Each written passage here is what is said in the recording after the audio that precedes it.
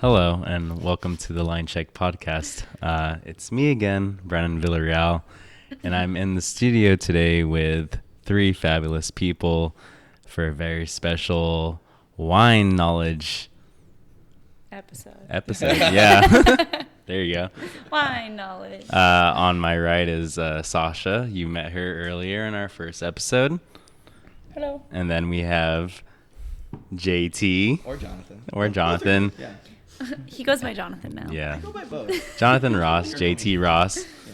And then we have Byron at the end of the table. Yeah, happy to be here. Yeah, thanks for joining me today. I feel like as a drinker of wine, just from like Sasha, that I have no like knowledge, and I just kind of like, here's a bottle, taste this, and then I just like taste it. I'm like, oh, that tastes good. That tastes like cherry cola or like pineapples, like this one you just said earlier. I feel like my favorite thing about you tasting though is because you're a chef, you have really specific tasting notes that are like a lot more like you have say like specific herbs or like very specific fruit or something that I'm always like, yeah, that's tight. What kind of wine do you like? We haven't talked a lot about I know you don't like super high acid wine. Yeah, because of my body. Yeah. It does not allow that anymore. Do you want me to drink the rest of that? No, I'll still drink it. I can start filling it, like hang out right here for a little bit, but I think one glass is just fine, and then we can figure out what happens after that. For you? I would say it's like a medium. Okay. Yeah, but definitely if I like mix anything else, it might. If you eat food, does it help? Yes, it does. Okay. I've been drinking lots of water and eating a lot today because I knew this was going to happen today. Yeah, let's talk about what we're drinking. What are we drinking, Byron? I don't know much about what I brought, so yeah, I just pulled things that looked good. So yeah, I just grabbed this from the shop, but it's been one of my favorite albariños that we've had for a while. Yeah, in Long Beach, a few nights a week, I'm at a place called Bouvon, and it's really incredible selection of natural wine, mostly French, champagne, and all sorts of stuff. But yeah, been there about a year, and the shop's been there a year and a half. Crazy. Already? It's already. Almost not quite a year for me there, but they asked me to come on summer of last year, so we're creeping. Wow. When you're drinking wine. Anyway, so yeah, this is an incredible Albarino. Maybe a little more classically presenting than some other stuff that we'll talk about tonight, but just incredible single vineyard from Manuel Modes. Don't ask me to break into the nitty gritty about it. It's delicious. Okay, so I'm gonna pause for a second. So the first word you said, this is a Albarino. Albarino. Yes.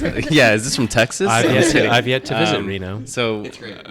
so exactly, what would you describe that as? Albarino's like great. It's a great. Albarino. You probably say it with a Spanish accent Yeah. if you're being really. Yeah, tell us. I mean, I don't know. I don't represent this wine, Yeah, we just like it. outside of the shop. It's just one of my favorite wines that we've had for a while. All I know about Albarino is that it not has to be, but it's often from Rías Baixas, right? I don't know. In Spain? In Spain. I don't know my Spanish geography very well at all because Like even though I sell wine, I don't sell Spanish wine. Yeah, we just mentioned that the two of us drink Spanish wine the least. Yeah. Which is kind of sad. It's just we don't see it as much. Yeah. There's also not as much. There's not a ton of natural Spanish wine. There's increasingly more so, but I think it's something about the amount of humidity there and all these other things that happen with the environment make it harder to farm organically. Yeah. So there is spraying and stuff that has to happen, and because of that, we see maybe less organic wine there than from some other old world wine. I think on my little podcast I had earlier this month, I tried to describe natural wine, but what do you guys is for the average average person who's not into wine, what's your definition? We should define that and conventional wine too, I think. Yeah, go for it. Yeah. Byron, do you want to give it a shot, or do you want me to give it a shot? Well, I guess sort of the role I have now is split between being on the floor and people are really excited about natural wine and getting into it. Do you feel like most people that come in already have an idea of what that means? I think in Long Beach, it's an interesting place because There's some folks who come in who really know what they're looking for and have an exhaustive history. And but honestly, I would say that as it's growing, which we started growing it in Long Beach. Yeah. As the wine scene's growing, you mean? I think as natural wine is proliferating and as more and more folks are sort of adapting to it and understanding what it is, there's still a ton of people who are walking in and saying, so, okay, you said natural wine. What is that? Yeah, exactly. So I guess like brass tacks for me, it requires a few different things in order to be considered in that way. We should also say, I guess, that there's no like textbook definition of natural wine. It means different things to different people. But I think that there is a general like way that I guess we can define it. Yeah, I mean, That's one of the things that makes it kind of hard. Yeah, I think there's enough to define it, to separate it from things that like we're in California and California wine scene there's so many peaks and valleys to it. And I think there's really cool stuff happening in low intervention wine and natural wine right now in California from producers.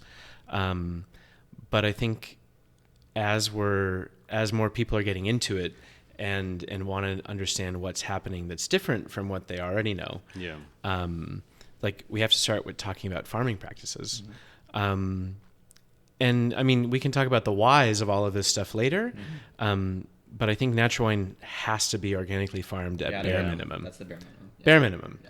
And there's a lot of wines that are farmed organically that then don't take the additional steps that natural wine does. A lot of manipulation that happens Preservatives in the cellar, winemaking down the line process.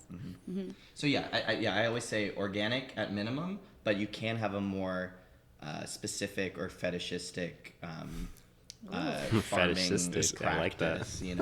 So there are different. I'm gonna write that word down. There are different sects of farming that are like holistic and are about building whole ecosystems. Some people put little crystals in the ground and stuff. Yeah, biodynamic farming is the one that into gets it. the most, which abides by the moon cycle and the biodynamic calendar, which is separated into 4 different kinds of days that cycle throughout the month in correspondence with the moon. And it can get a little woo-woo in some regards, but generally speaking, if you are farming biodynamically, it just means that you're paying very, very, very close attention to everything that's happening in your vineyard. And regardless, I think, of whether you're a believer in the why of those things, you're at least getting really, really, really well farmed. Yeah.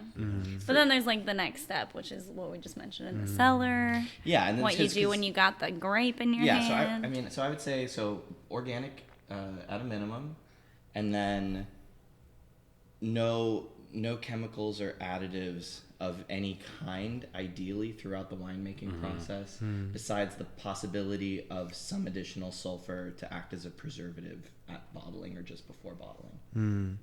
Yeah, I think you're talking about farming is the first and most critical step in the process, right?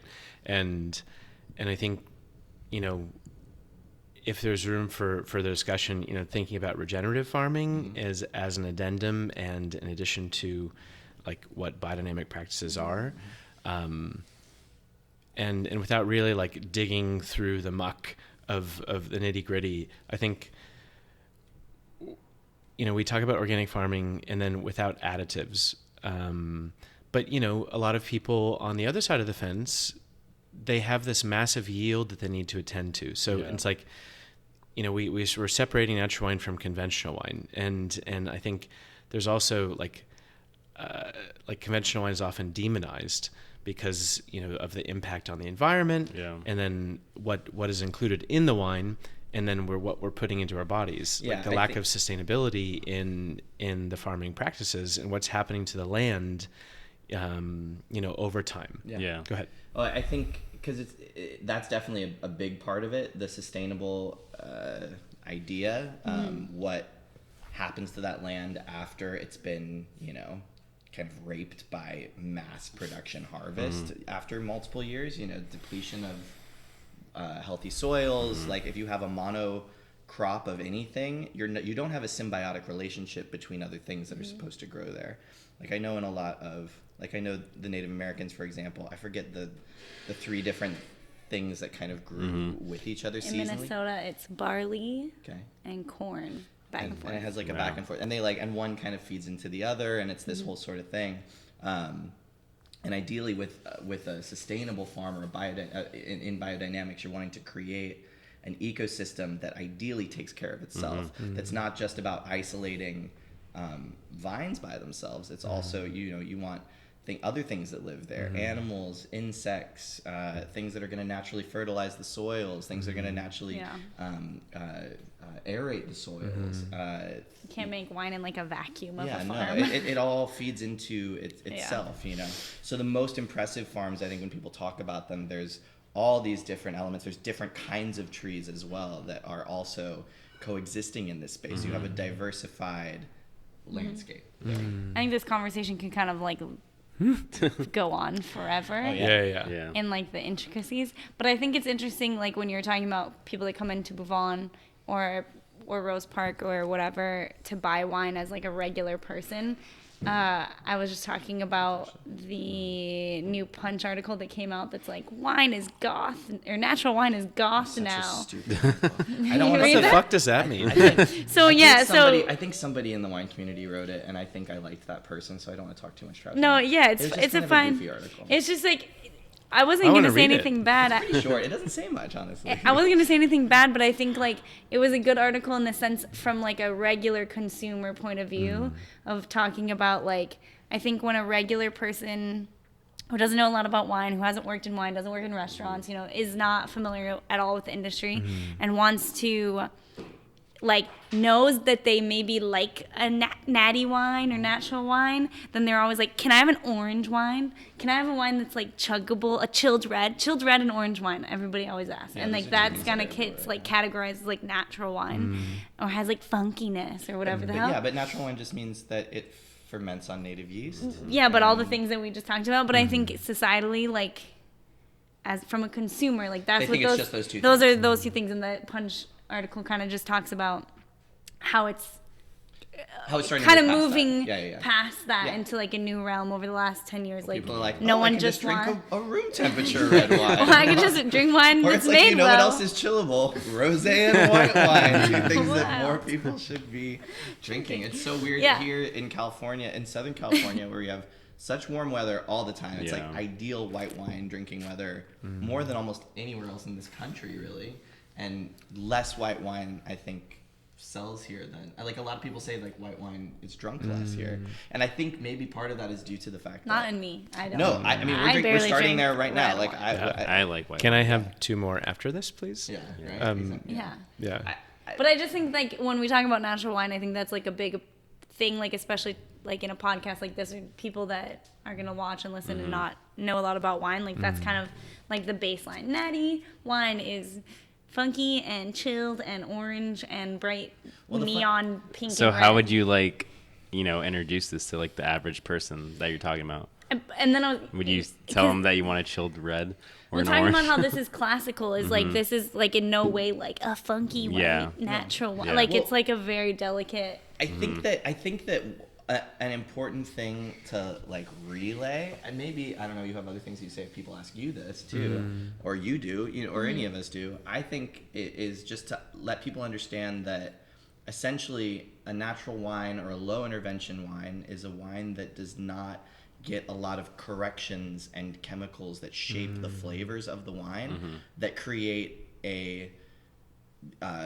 consistent tasting product year after year, regardless of what happened in the place that fruit came from. And we just had this experience like 2 days ago. Yeah. We just had a wine at Night Market, which is a very famous Thai restaurant with a pretty progressive natural wine program in Los Angeles. They have 3 locations.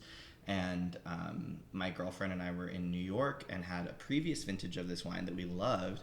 And Sasha and I were trying to figure out what to order, and I was like trying to shy away from it because I'd already had it, but I was like, nah, this wine's so freaking good. He sold me on it. He's like, it's so freaking good, over and over again. And I was just like, all right, let's go.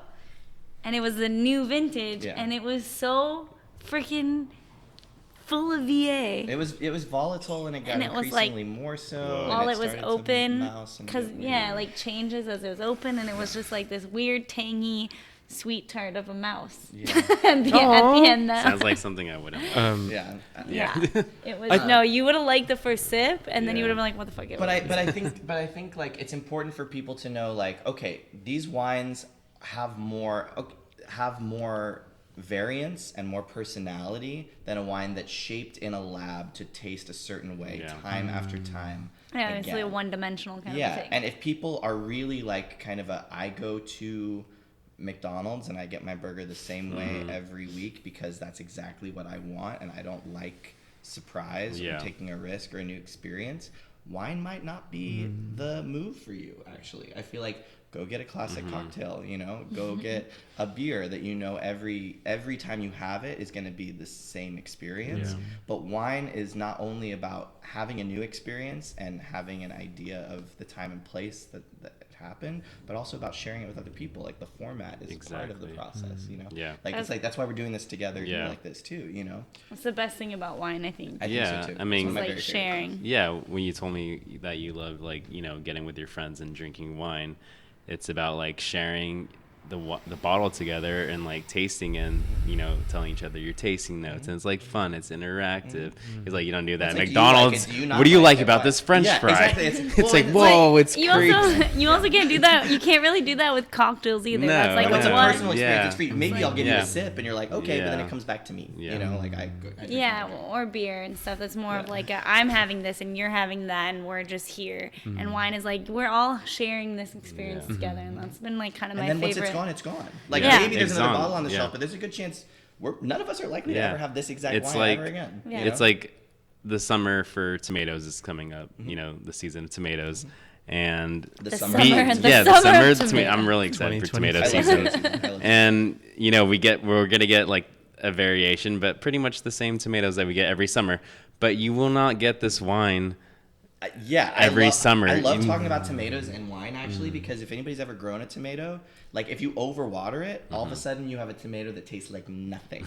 It gets know. so full of water. It gets Yeah. huge, and you're like, "Oh my god, this Yeah. tomato's amazing!" And then you eat it, and you're like, "This is just grainy Yeah, water, yeah. and it's gross." You And when can people see talk like about- the water and the like. Yeah, the when little people talk about crust. irrigation with wine and stuff, though, and concentration in fruit and fruit making a compelling wine, it's like you don't want to overwater it like a tomato. Yeah. It's like that's gonna add density and more flavor. So tomatoes, I think most people have at least like experienced Yeah. someone growing Yes. them in their Yeah. life, and had a Yeah. mealy flat tomato. Oh yeah, let's bring them. Let's bring more let's, wine. Let's open And I love tomatoes. Talking about wine, let's bring Um, another bottle of wine Let's over here. do it. Which ones? What should we do? Um, Just bring them. It's fine. I don't Yeah, know if come we in- like come in the camera. exhaustively It's okay. talked about what makes something a natural wine. Yeah. She's like, Thank oh, you. Wow. Thank you. Yeah. Thank you. Who wants to open it? Our stylist. Here you go. You wanna- Trying to. We have like Weave and two bob wine keys around and the there's just one in my microphones pocket. right now. Okay. Um, Wine keys everywhere. Yeah. Yeah. Did he say we didn't define what? I mean, I think We kind of did. it's like an excitable topic and something that we're all really stoked about, and we spend a lot of our time thinking about in different ways. It's one of these corks. It's from Sicily. It's a Sicilian. Okay. Because Cornelian does that too. That's the weird like. Explain plastic it. Um, cork. Explain what you mean. Oh Oh, yeah. See. It just always reminds me of a hygiene It product looks like a Oh. condom. Yeah. It's not. It's very. or a strange. tampon. Or that. Something that we don't usually play around with. In public Wow. setting. Yeah. It looks like a what's it Missile? called? Yeah, Like a it looks weird like a plastic little bullet, missile yeah. or like a bullet Yeah. shell. Yeah. Yeah, Very a strange. plastic bullet shell. Is this Yeah. her like a? I mean, this is a lot Also, more like, it- plastic use than cork use. but Also, it also corks reminds me are of like a magic hard to make, eraser. yeah? Yeah. Is that what's Or the- happening? I don't know. I don't know if it there, but I don't think you can get. You can't have a corked wine with a cork like this. Oh. True story. I don't know if it's recyclable or not. Thank like, I you. don't know if there's sustainability of it. It's like.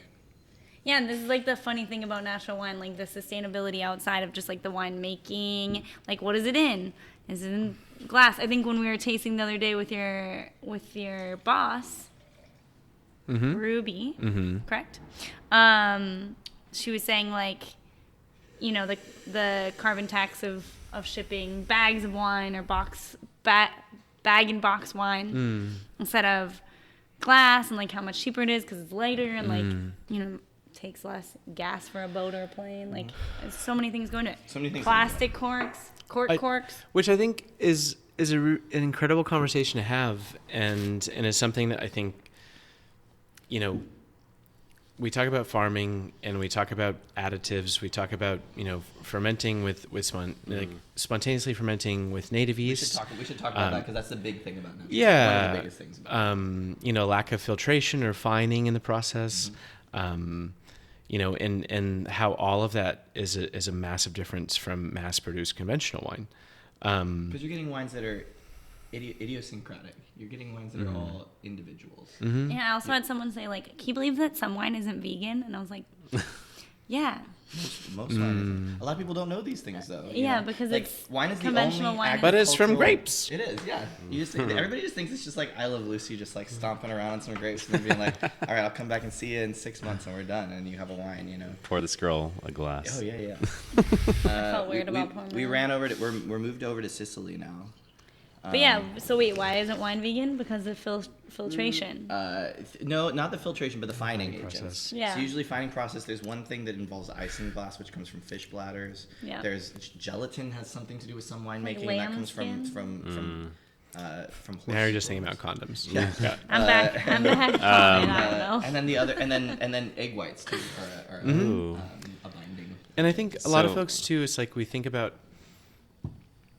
I think a big conversation that is great to have around a bottle of wine is talking about how we spend our money and Where that's going. yeah, and I think there is a difference in maybe folks from a decade ago versus folks now, where it's like, one, I think we're spending money for experiential means.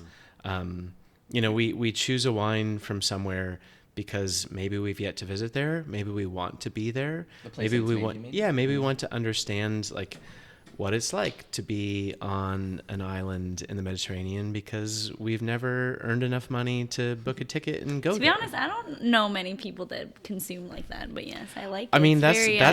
that's it's actually the very, reason why I'm in romantic. wine. Yeah. That's why I'm in wine that's in the it. first But I don't place. think like a regular, and like everybody out there, tell me if I'm wrong, but I don't think that consumers that I've interacted with are like, oh my god, I wish I was in Sicily. I'm gonna buy I this do think. Sicilian I think for the most part, they're like, I want a refreshing white. Yeah. I want a light red. Yeah, I it'd be want like a more creamy fun to this. connect those two things, yeah. and that like this is a sense of place, and like you should try this because it will feel Well, like, oh, this is. I real. mean- Well, This is and real. maybe for me, Oh no, it's plastic. Just kidding. like I think maybe over the course of the last decade serving wine, it's like this is a story that I want to tell. And Yeah. and I think really what drew me to minimal intervention wine is the fact that each individual bottle has a story of where it came from, who made it, their backstory, how it got there in the first place. Yeah.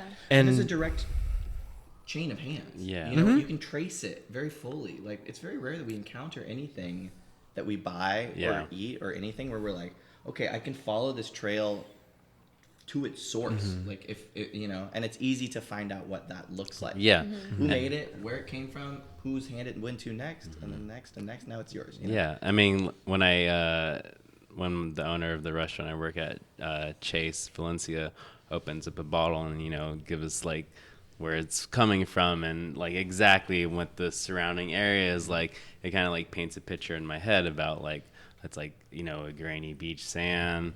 And like it's warm in the summer and like Catalonia, and it like makes me. And then I drink this, and it's like the minerality of it, and it's like wow, makes me want to like go to Spain. Of course, You know what I mean? And I feel like it's cool, and you can like look at this bottle and be like, hey, this is where it's from. This is who's making it, and it's Yeah. like it's really And like it connects you to like the food as Yeah, well. in that exactly, sense yeah. when- So many things. I mean, and I think this is exactly why, like I said, why wine has been so attractive to me, and especially delving into low intervention wine and natural wine is like the fact that everything has a story. Yeah. And I think our role in the industry is to connect all of our guests and all the people who are excited about it and sort of create that spark for them. And whether Connect the dots. yeah, whether that's on the floor of a bar or restaurant, whether that's a little bit behind the scenes as someone who is like working as a broker for an importer, we're still trying to get the best things into the hands of the people who can then promote it to the next person. Yeah.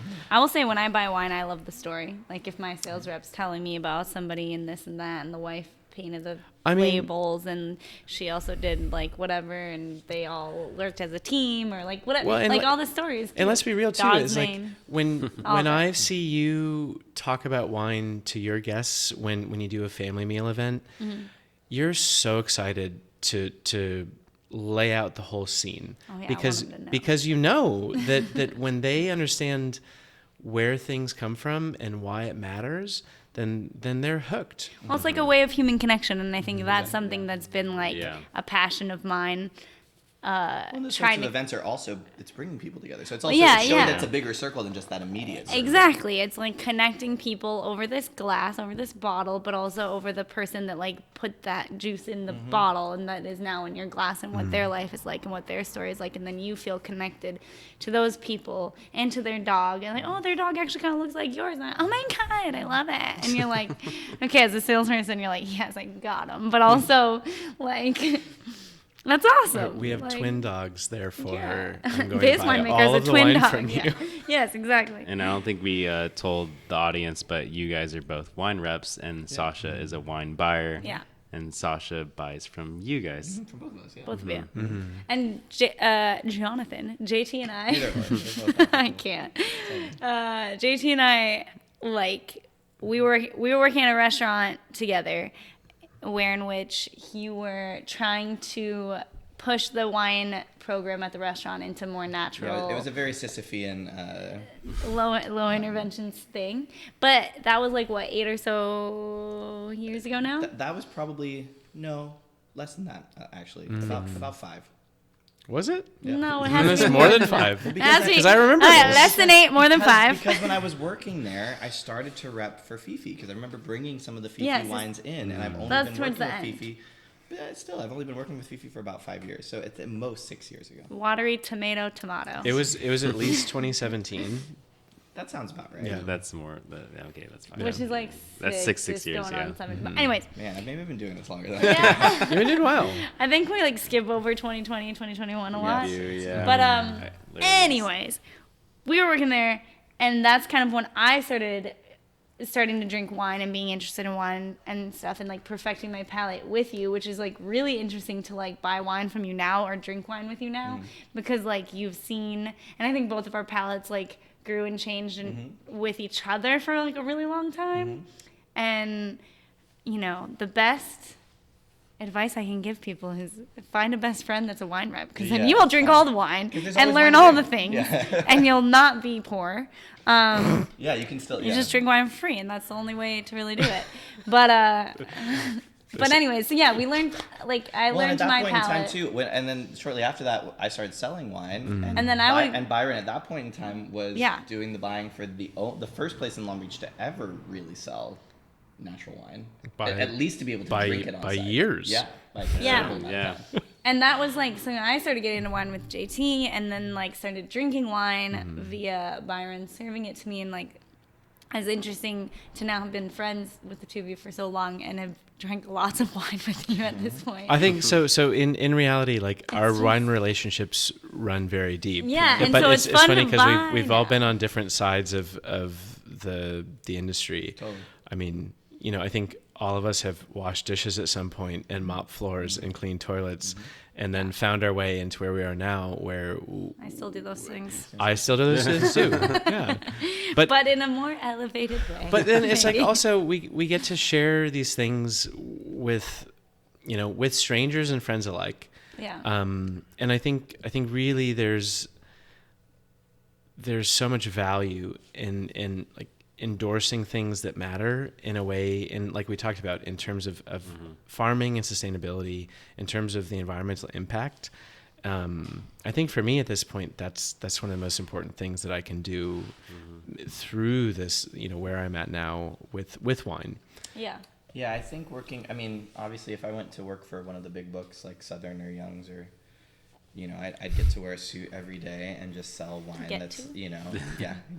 get the privilege of. I love that I just wear whatever the hell I want to work. It's like the greatest thing. Do you feel like you would sell more wine though if you showed up for with a suit? No, not these kinds of wines. Yeah. People would be like, "Fuck, Who the hell is this guy? I'd be like, I can't trust him at all. It's like, oh yeah, represent the farmer, bro. Nice haircut.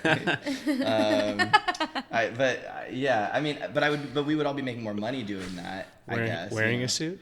No, if we were working for a company that sold like mass-produced wine, Sure. there's endless like seas of at all times. Like if I was selling Kim Crawford, I could, Maybe, yeah. like I'd buy this studio right now.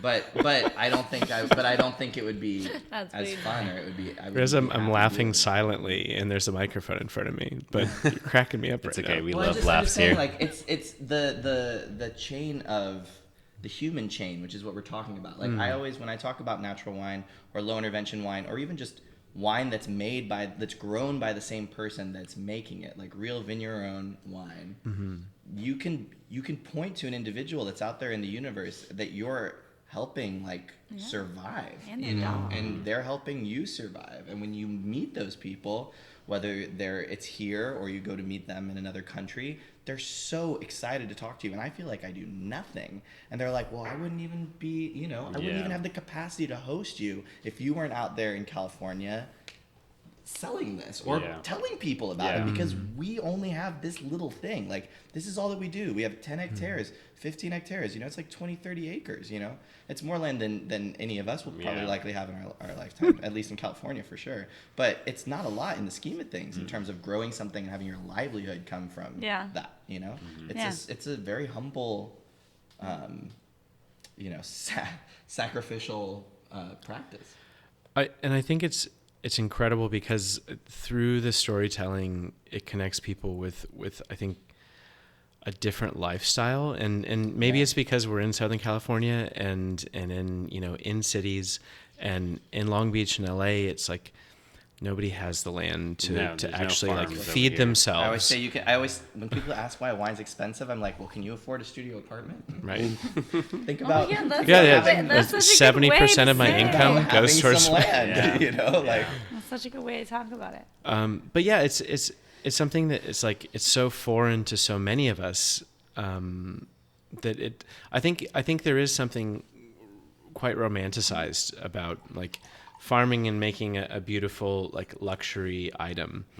But in reality, like you said, that a lot of these folks who have a tiny plot of land, who are using every ounce of their being to produce one product, and if it turns out bad, they're fucked till the next year. They're completely, and maybe forever. Yeah. Yeah, it could sink them if they have one really bad year. Who knows? You better hope you have some wines you're able to store in the cellar and release, in some other way, or that you can buy some fruit from a friend and scrape by and make if their fruit wasn't fucked up from a hailstorm, And yeah, exactly. If their fruit wasn't affected by the same things that ruin their heart. Well, and I think too, it's we're kind of all over the place, but folks who are making mass production wines that don't really care about a sense of place, that don't have a specific plot of land that they're meticulously caring for. If something bad happens to one of the 50 vineyards they source from, they can just buy grapes from the 51st vineyard. The 10 million cases production that they're doing for a single varietal wine. It's that can't express the struggle that happens in a small production. That's wine. one of my favorite things, when the wine on the bottle says one of 200. Yeah, it has the number. Yeah. And you're just like, oh my God, how am I holding this thing that there's only 200 in the world? It almost feels like when I get a basketball card, and I'm just gonna say and it says like that that. it has the number, and you're like, well, this is a rare card. Yeah. And it's they only made 50 of these. But basketball cards last forever. That's true. Well, You don't drink them. unless you win, Okay, but you don't. But I know. But I'm trying to after midnight. I'm trying to relate in the feeling. Yeah, you know you what don't. I mean? But It's a rare. You don't even consume that. It's one of 200 of a card. It's one of 200 of a bottle. Yeah, and a whole. And then it's gone, Yeah. like we were talking about earlier. And that's Yeah. freaking wild that the rarity of it and such a small production of it is I can buy this for $20-something, and it's so rare and I'll never have it again. But I feel like people talk about wine being inaccessible, but there's so much that is accessible. aside from a best friend as a wine. Okay, so that that's a great question, and I interesting. think it raises a really, really good part of our conversation because, like in my experience, on the frontward facing side of the business, and also, it's like people walk into a shop or they walk into a natural wine bar, and they just stare at a shelf. And it's often in languages they don't read, or like there's a cat with an umbrella in neon doing backflips, and it's like, okay, well, how do I even know where to start with this? Yeah. What And am I even looking at? yeah, and Yeah. and this it's a funny thing because there's definitely like major marketing thoughts and feelings going into each wine branding. Well, But and in Los Angeles, we're maybe more susceptible to that than in some other places in the world. I don't know what you're talking about. But yeah, I think I guess a question that we could all answer though is how do you make something that's inaccessible, like open and approachable? Like what's your process? I don't know. I'm having the hardest time because now I sell wine. Well, I don't even freaking sell it. I put wine on a shelf and hope that the baristas that don't really think or talk about wine ever are able to sell it. So I try to do things that everything in my capability of doing to try and make it accessible. I like write these little handwritten notes, and I tell you the tasting notes. I tell you some silly story, usually about a dog or a painting of the label or something that connects you to that person or to that winemaker, to that bottle, to make you be like, oh, that's cute, I'm gonna do that, or like whatever. But like I was just tasting wine with you, and I'm like, oh, this label of this is cuter than this label of this, and or this one. It would be nice if that wasn't something to consider, but especially if people don't know what they're looking at, they're obviously going to be drawn to something that speaks to them in an accessible way. Whether that's and that's especially going to be true if it's an image. And I kind of feel like craft beer kind of led us into that world. Craft beer is such a quagmire of that. You go into a craft beer store now and it's like overwhelming. Oh my god, I can't even recognize any of these brands. It's every color I've ever seen. Well, and like exploding at the same time. It's also very, very, very bad art too at the same time. Okay, not all the time. Yeah. But you're reading Sometimes the can, you can't even see what the frick the beer what is it? Where is it from? What is it? It's just like, is this an IPA? Is this I mean, stout? even a real brewery Yeah. to begin with. But I think that like kind of, at least in California, winemaking and labeling is like there's all these like cartoony stuff all over beer, so then you have to make wine look even more like attractive as well on the shelf. But yeah, I don't know, it's difficult. It's hard to make things feel accessible. I think the price point obviously does that, which there is a lot of accessibly priced, really well made wine. But I do think that people have a lack of understanding about what true accessible price within the scheme of real actual handmade wine is. Yeah. Because if you can go to Trader Joe's and you can buy a bottle that's $2 to $10, which you can do off the shelf. Yeah. You can do that at the grocery Retail store too. price. There's $10 to $13 bottles that you can get. And it's funny, people will, this is no trash talking to individuals, but people will be like, well, I'm going to buy this $12 bottle instead of this $8 bottle. And you think you're seeing this real jump in quality. It feels like you're doing something. Yeah, this like, or even if it's $8, $10, you know, I mean, you can buy conventionally made wine that is just as bad as a $10 or $12 bottle that's a $30 or $40 bottle. And if you don't really know what you're doing, or you can still kind of get something that's about on the same level. Well, and I think it's interesting too because again, speaking to our location, like where we are in LA and in Long Beach. The wines that we have in front of us here, like we think affordable is something between $20 and $30 a bottle.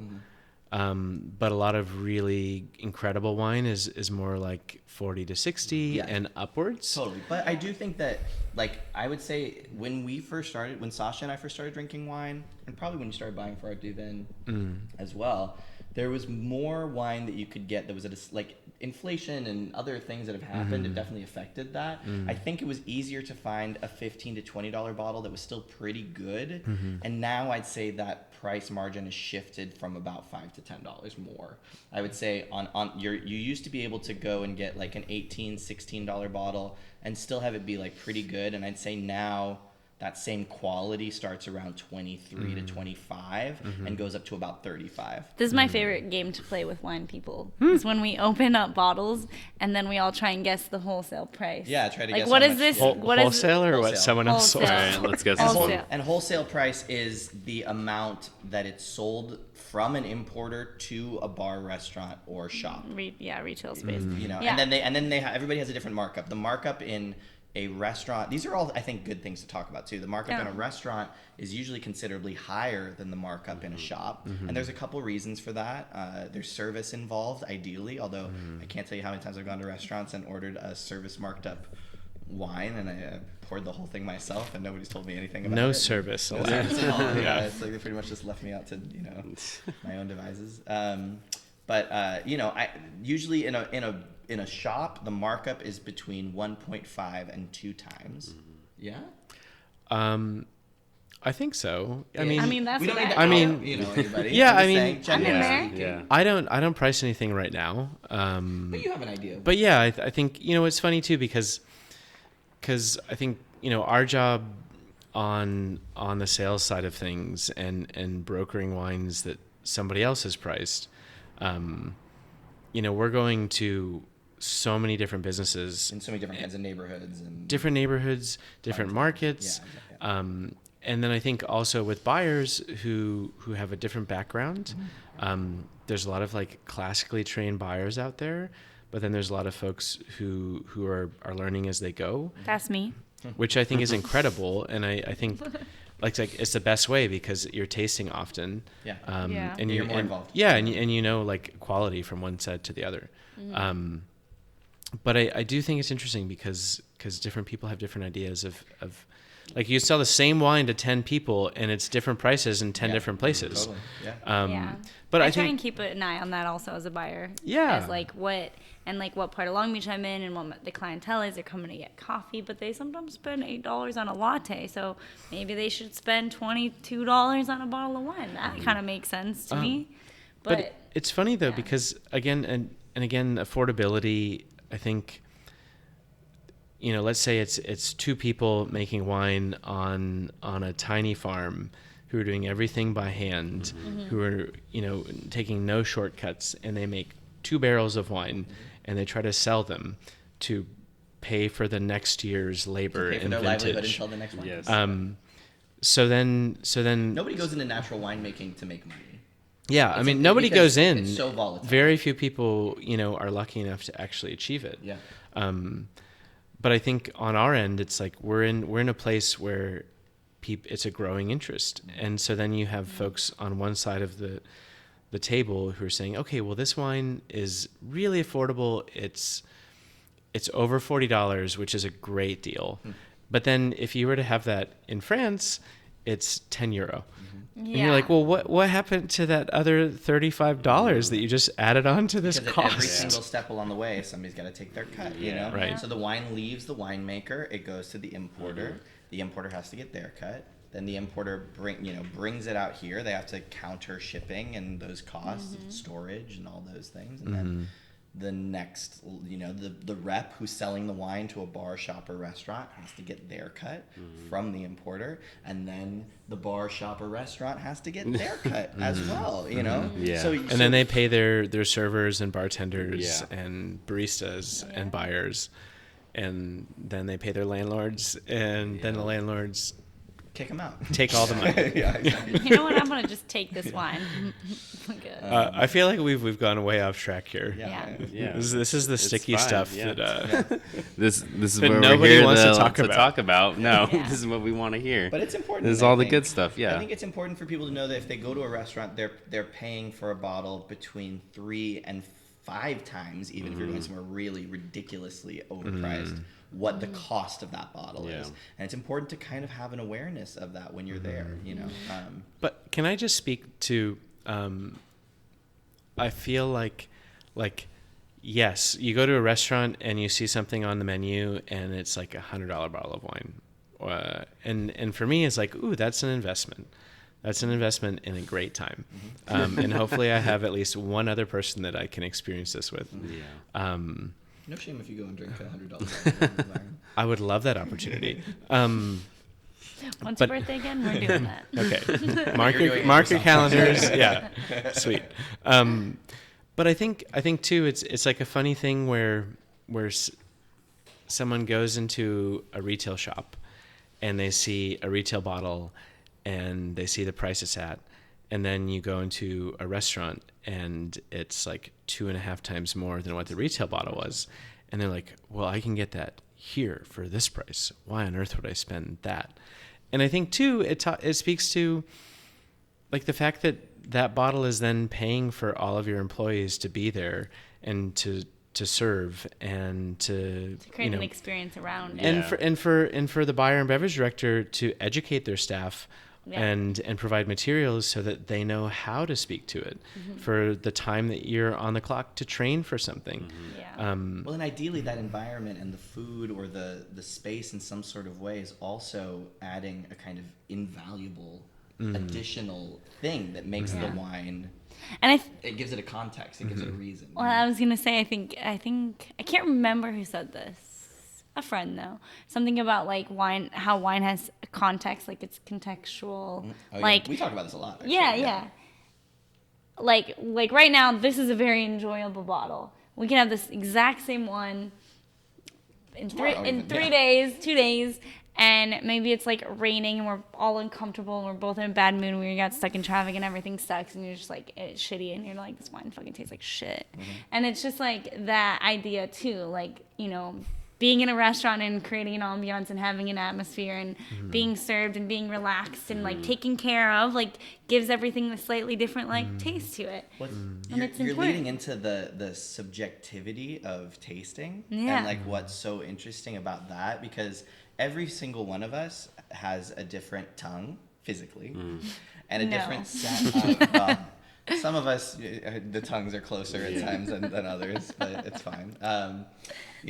But so there's not only that, the physical difference of that, but there's also what we grew up with, what we grew up eating, what Yeah. what kind Well, of yeah, like what kind of Yeah. palate we have based on our upbringing, our surroundings, what kind of food we like, the kind of food we're raised with, the associations we have with different kinds of foods and flavors.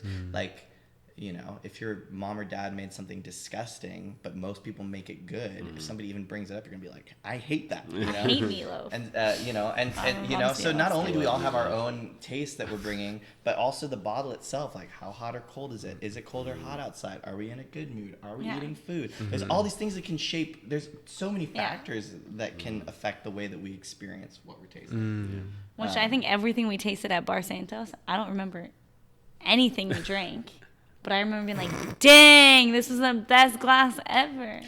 Because it was like hot and humid. It was It nice felt like outside. it felt like we were like You're in like Portugal. Lisboa. Yeah, in it Portugal. Felt Yeah. like with the hills of Boyle Heights, like or I don't know, or like I guess Cypress it's Park. Cypress Park, but yeah, I don't know which direction we're looking. But yeah, it just felt. I was like I said, I couldn't tell you. I couldn't even point out the bottle it was. But I was just like, this is perfect. It fit, yeah, because everything kind of came together. I love it. Yeah. Well, it's been a pleasure to have you guys, and Oh, we cutting it off? We're done now. yeah, I'm cutting you off. I feel like we haven't even gotten to the meat and potatoes of it. I know. We haven't. We didn't even say what we do yet. It's whatever. An hour. Oh, it's been an hour. I mean, we can continue. Should we continue, Zeri? Let's You go. can just cut it. Can we just cut all the stuff that we shouldn't say? Yeah. No, cut you it can out. say Like all the that. markups on What do you wine. think, Zeri? Do you want us to continue? You got 22 more minutes. Okay. Just let you know, Oh, yeah, there is no more storage. I can't switch SD card, CFast cards, and download to my SSD. Okay. Put a timer. Let's go. We'll do it.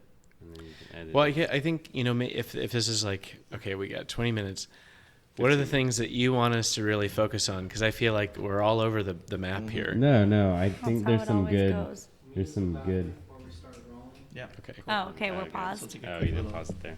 Yeah. Camera's rolling because I don't want it to stop. Oh. Okay. Nice. That'll be the best part. We'll just loop that. for a Loop moment. that. No, I think we got a lot of good.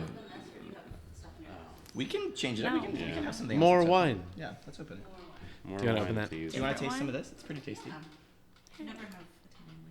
It's true. Really? You guys drink it Sala all the time. I feel like There's a lot of Italian wine there. That's true. Yeah, never been there. Who's that? Just not critical mass. Yeah, no? No. Yeah, well. Only Scuola di Vino. And a little Dresner. My dear. Thank you, though. You're great at styling. Yeah, I wanted to get into like, do you think Long Beach is growing into like natural wine, or is it still like about like cocktail bars and like PBRs and dive bars? I think that'd be a really fun thing Yeah. to. I think that's a good thing to talk about. Yeah, I think Making it like local. Long, I feel like Long Long Beach Beach is- focus for the next. Yeah, Long Beach the focus, next yeah, chunk. community, That's yeah. great. Yeah. Yeah, we really got all Yeah. over the place. I mean, Yeah. no, it's supposed to be that way. It's fine. I think I like when it there's- gets I like hope that because there's you a lot get of- more like personality Yeah. and doesn't feel so scripted, Yeah. you know. Scripted. What's that?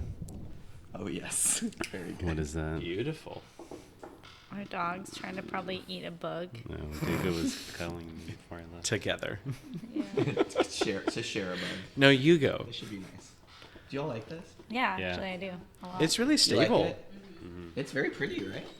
I have Is it Nero d'Avola or is I it don't is know. it It tastes like like it might be- Norello Yeah, blend? it's- Let's talk I don't about know if this it's Norello. wine. It I feel like it's a little like ooh, It's One looks yeah. pretty like got tasty. some like girth to But it's it. still easy. I think. Yeah. It's not The too- timers, Eric, and then you can be like, give us like a 5-minute warning when we need to stop, and then you Yes, know, please. so we know how to like cue it. Ooh, that's such a pretty color. Very pretty. Timer's going. Let's do it. New wine. I hope on this the table. ASMR is picking up on the microphone. Ooh. Look, right here. What's this one? This is a Cinso. It's actually just me peeing. Base. Yeah. This is a Cinso based rosé. I don't know much about it. I know it's From? I know it's in the south of France, but I'm Yes. not sure exactly where. Cinso, Syrah, and Grenache. Yeah, clap so it's easier for editing. So we got a new wine here. Cinso. Cinso with a little Syrah and Grenache. Pretty common grapes to the south of France. Wow. Not good. No, it's just like crazy tasting that wine, Your face- and then No, all of a your sudden face tasting was this like, wine. This is shit. Miserable. Wow. Next like- wine, please. Tastes like a minerally I gotta strawberry. like clean my tongue and my teeth. Clean my tongue and clean my tongue and clean my teeth. Yeah, It's like more right. stringent. yeah. Mm. I'm just not expecting. That's so rich. Yeah. Oh, whoa. Brennan hates it. It's fine.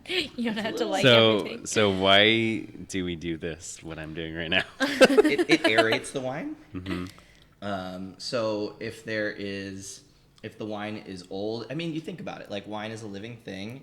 It's trapped up inside a bottle for a certain amount of time. If you were trapped up in like on an airplane or in Or all. some kind Yeah. of position you didn't want to be in, and you got Yeah. out of it, you Yeah. need to come into your own. You need to, So over the falls in This the is the barrel. wine Yeah. stretching. it's wine stretching. Yes, yeah. wine Wine stretching. stretching. Got Wine it. stretching. Stretch It's wine it. yoga, essentially. Yeah. So when you come back into it, anything that's tight or off or compacted about it should ideally mellow out. Mm. If You're that whi- starts to You're whisking trend, the egg whites here. You're whisking whipping the egg yeah, whites. Yeah, you're whipping the Soft cream. peaks. Soft peaks. Yeah, this is a mouthful. It is. That's what I she don't- said. Is it almost cloying? Yeah, I mean, I don't love it. in a way. Ooh, Brennan sorta does like it. not like it. You can add to my glass. It's okay. We'll give you No, Sicily. it's You okay. can have the red back. Well, Is it yes, natty give if me you the put an red ice back. cube in it? It's sure depends on if the ice cube is from natural spring water. Yeah. Was it organically Shipped in. farmed? I'm gonna Okay, need let's to. I'm Um, gonna need to take like 5 alcohol so- seltzers after this. So Long Beach. Let's talk about Long Beach. Yeah. Let's talk Yeah. about Long Beach. Long Beach. Where's So that? it's the place that we live in, Yeah. and then we all commute around it. Yeah. Back here.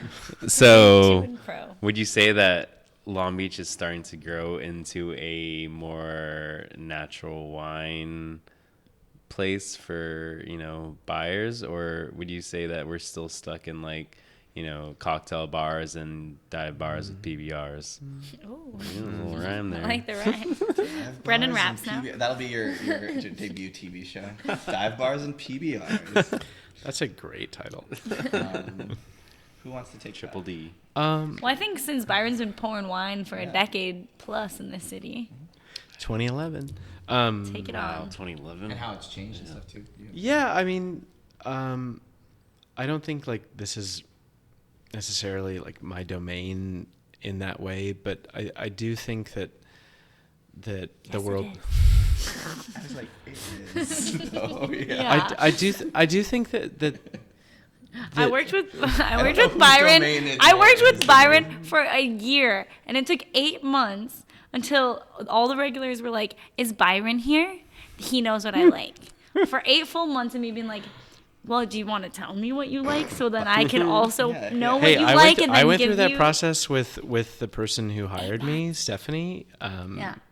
Stephanie Blakesley opened this place called Art de Vin in 2009. I started at the end of 2011, and it took me a really long time before somebody just said like, "It's great to see you, Byron." Yeah, it took a while. now you know what to put. And sorry, no tangents allowed.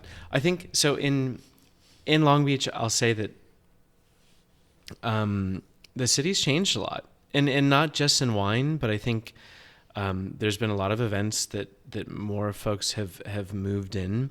Like LA folks moved down here in the pandemic because they could afford homes. Whether that makes homes affordable for Long Beach folks or not, it's another conversation.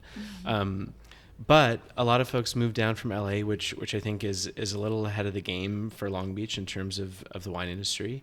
And I think for years, nobody who sold wine in Long Beach, like no one who sold natural wine in LA actually knew that there were places in Long Beach to drive to. Well, you were the first place that in Long Beach that I sold wine to. I mean, that's so cool. Yeah, it's super. That's super sweet.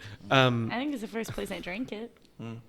Yeah. But it's a funny thing because in 2014 when we started really like experimenting with trying to put intentional things on the menu that were thoughtful in terms of how they were farmed and who made them in terms of representation, and it was really difficult when we put some sort of like Georgian Qvevri wine on the menu and absolutely nobody wanted it when they like couldn't stomach it, and Okay, I would pour it for everyone, and it's like we would just end up drinking the bottles because no customers actually purchased them. The Black Muscat one, I don't even remember the producer, but I was just like, this is. I mean, and that A lot. was like 2019, but Yeah. But yeah, I think Long Beach is still sort of in flux. Yeah. I mean, and maybe that's something that, having lived here for a long time, for each of us, we see across aspects of culture. Yeah. I mean, and Long Beach is an interesting place because neighborhood by neighborhood, things are a little bit different. And we see a lot more collaboration now between local businesses and kind of bringing different communities together from across town, which is incredible. And I think that's part of the reason why we call Long Beach home, right? Yeah. Or continue to, at least. Yeah. But I think in terms of wine, there's still a bunch of places that are like bastions for conventional farming and like broad market bottles of wine, and people who are still like apostles for certain regions of California, and That's Sonoma Shard. I mean, yeah, just like big cougar shit. That's the name of my up and coming wine bar. I meant to announce this earlier, but I. Big cougar shit. That's Keep a lookout. Big cougar shit.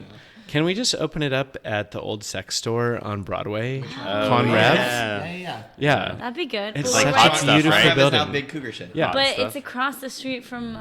That place is not very. It's not really across the street, but What is it called? no, we shouldn't. Taco Bell? it's- Yes. Taco Bell. It's Taco close to Taco Bell. Bell. Very Yeah. close to that. There's a great coffee shop nearby, but I do think, and I'll leave a bunch of room to talk about it, but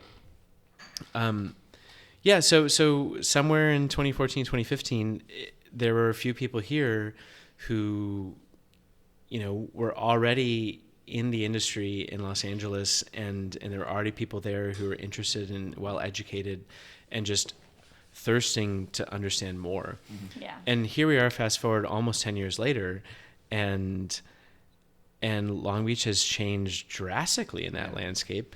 But I think now a lot of places that are serving national, not a lot, some places only that some are places that serving. are serving it, Yeah, so I can't say a lot. A few of them some of them, I feel like are doing it without any knowledge and without any care, aside from the fact that it's like cool. That's in LA too. That's everywhere. Honestly. Yeah, it's like a hip Yeah. thing. It's like a new thing. Like, people want this, we're gonna have it. Yeah. And I think you get like very different lists Yeah, at it's- those places. It's like you're talking about the logos and like the designs. It's like, oh, these are the coolest, I saw this on hippest, Instagram. We got it. design. Yeah. Let's just put it here, but I haven't. And it's like we can't even say the word rosé, or like Yeah. we can't even think about like all of the beautiful things that don't fall into those categories. Yeah. But we have to have those things so that we make Like, folks happy who I are cannot adventuring. sell red wine at Rose So Park insane. to save my goddamn life.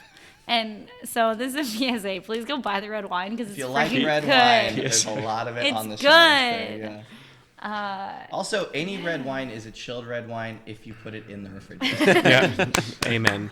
But don't do that for all the wine. Okay, can. but Sasha, If you wanted to, can yeah. can I ask, like, you know, you've taken on sort of like you've been transforming this project, and just last week you've had this big event, and Jonathan took part in that, and I got to show up, and And you're going to be taking part in the next one. and I'll be Yeah. in the next one, Byron's pouring wine at the next which one. I'm really sequel. excited.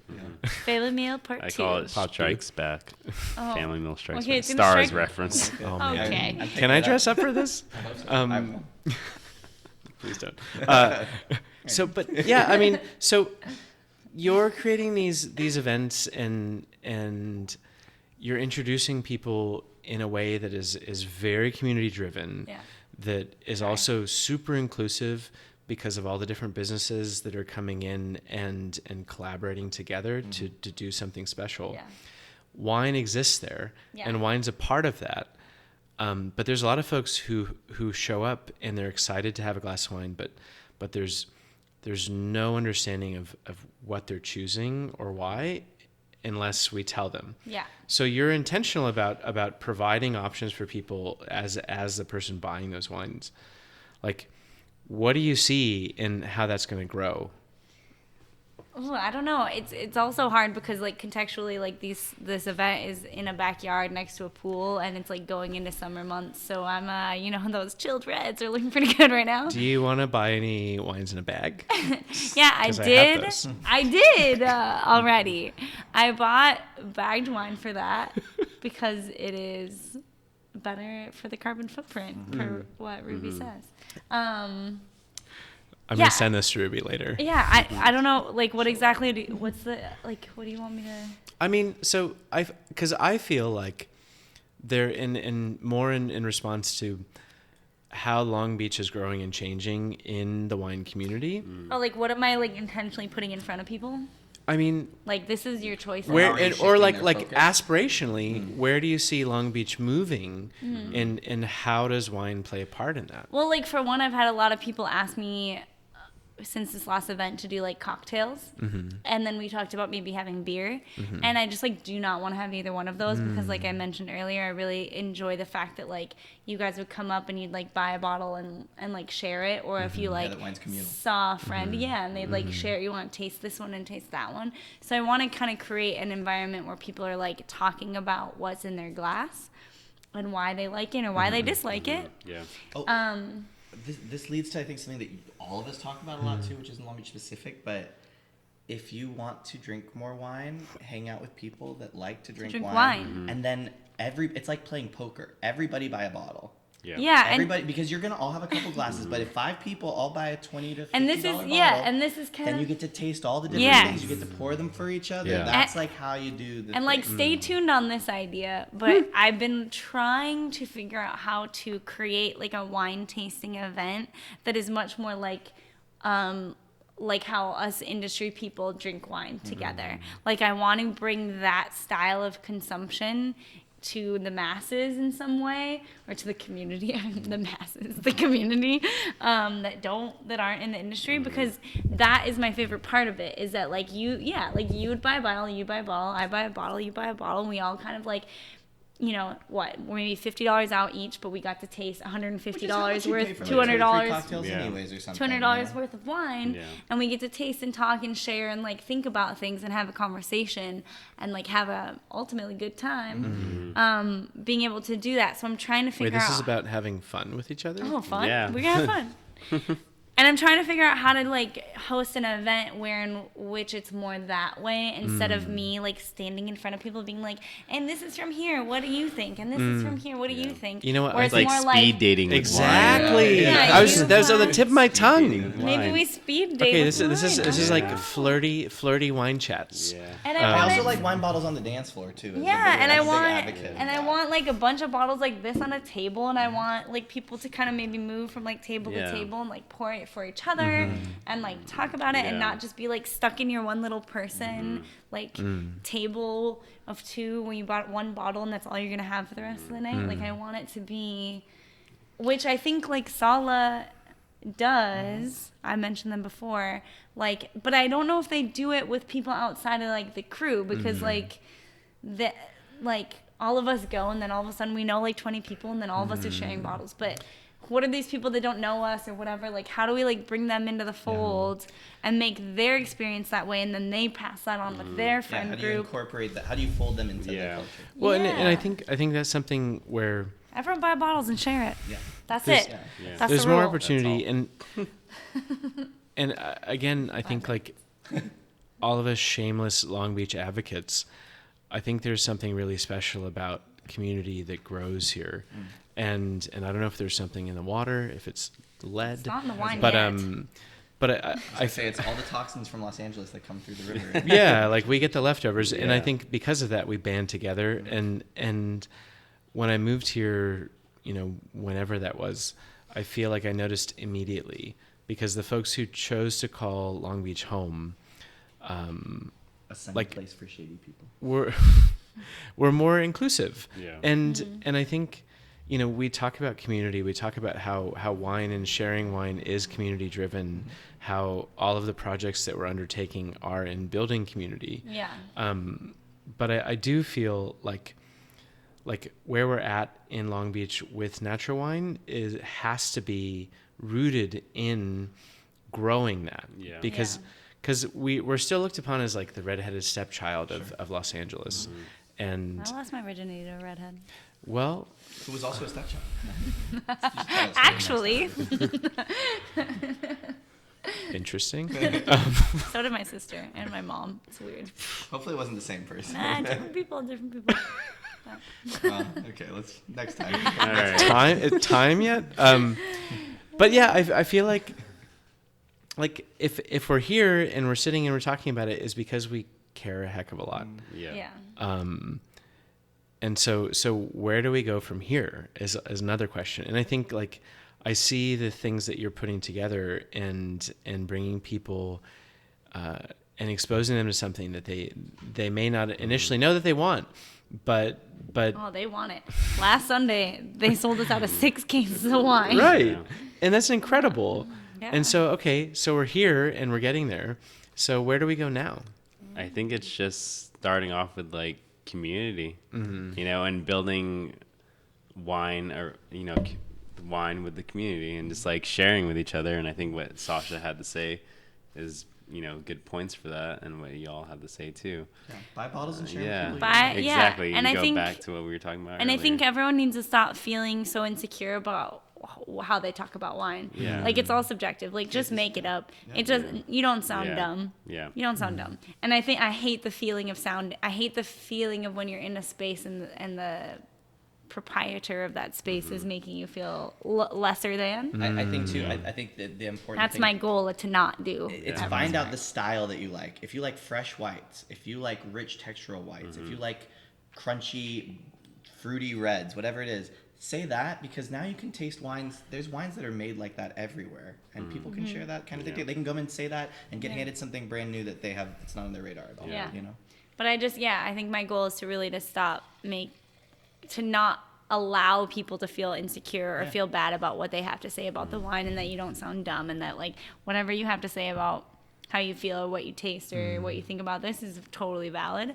Yeah. And you don't need to feel bad about it. You don't have to Yeah. feel weird or dumb. Like say if it tastes like a freaking like I don't know, somersault in a flower field from down the street from your grandma's. That's the dishwasher correct. at my work, he gives the best tasting notes. I thought you were gonna say it tastes like him. No. It's like he his like own he taste. tastes the wine and he gives like the best tasting notes, and we're like, whoa, And like, you What want to does be it the say? Psalm? He's Yeah. like a 60-year-old like Latino dude That's so cool. grew up in LA. That's so Been cool. working in the kitchens his whole life. I love that. Anyways, him. it's Yeah. a pleasure to have you all Jason. here. Thank you so much. Even plastic. You I know. remember, Plastic. buy bottles and share wine, guys. That's good. Yeah. Cheers.